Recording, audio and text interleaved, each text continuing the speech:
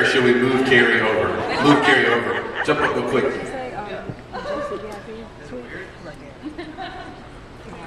How's that? We're beautiful. Wait. Say hi, Chris. Hi. Say hi, Kari. How are you? Do you say y'all in Virginia? Good. Favorite word? Really? Y'all. Okay, good. We're right at home then. Say hi to Chris from Rent. Oh, we got the Rent. Problems with the mic? Is it on? Oh yeah, it is. Great. Sorry, I'm a professional. We need this coffee to kick in right now. That would be good. Well, how are you tonight? Thanks for sledding in or skiing in or however you got here, snowmobile. We're really honored to be with you in Woodbridge, Virginia tonight, and you're just amazing. We're really honored to just hang out with you for a few minutes. I want to poll who is here. If you are a worship leader, would you raise your hand? Awesome.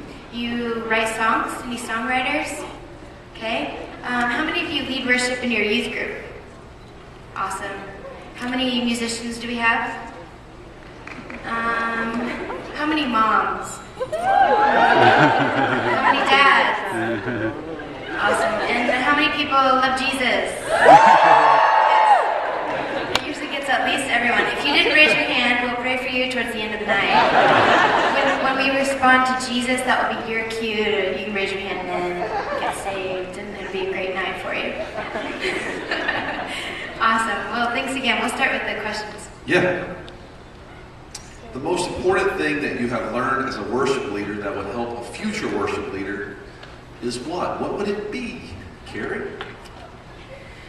I think, I love some of your answer on talking about worship leading, but to me, we're just called to be worshipers, and I always think it's kind of funny that some of us will stand in front of, that I stand in front of you and be worshiping God, and you're watching, and it's kind of a weird exchange sometimes, don't you think? It's kind of a weird culture. I kind of always wondered who started that. Maybe we should all face the same way and just, we're all worshiping the Lord. But my pastor calls it we're lead worshipers.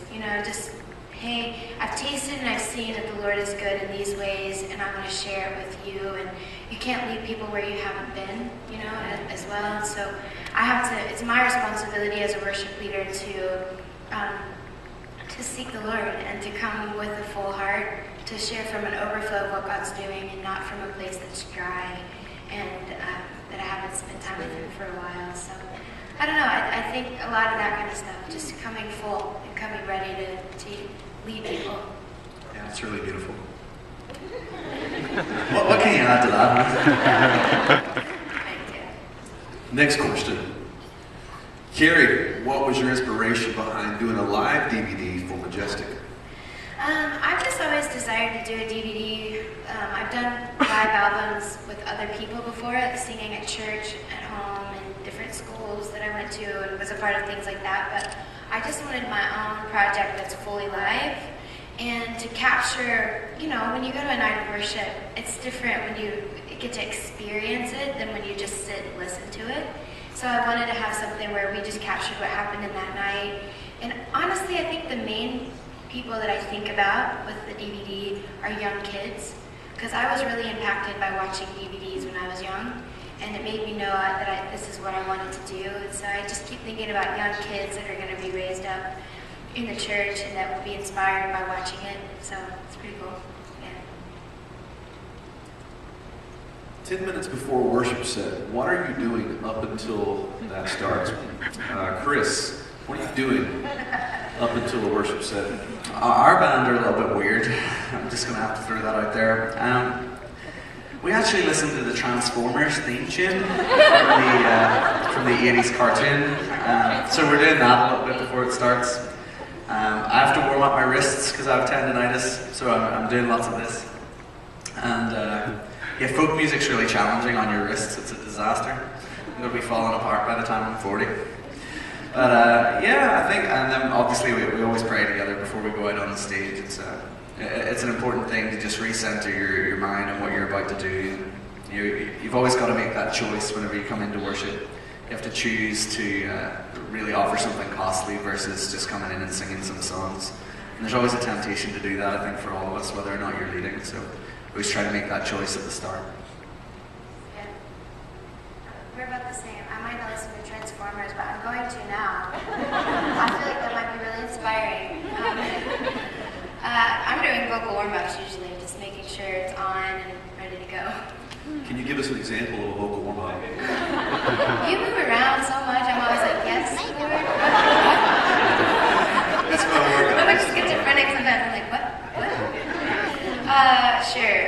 They're not really that No, sweet. I've heard them. I just want everyone else to. You've heard them through the walls. I've heard your vocal the warm-up privacy and of my Chris's. dressing room. And I've heard Chris's vocal. I would like this question, if I was going to ask you a question, I would say, would you please give us an example of your vocal warm-up, Kari and Chris? This is awkward. I stand on my head, which I'm not going to do right now. No, I'm not. Sometimes I do lay on the floor, though, because you can make sure you're breathing correctly. But I just do things like...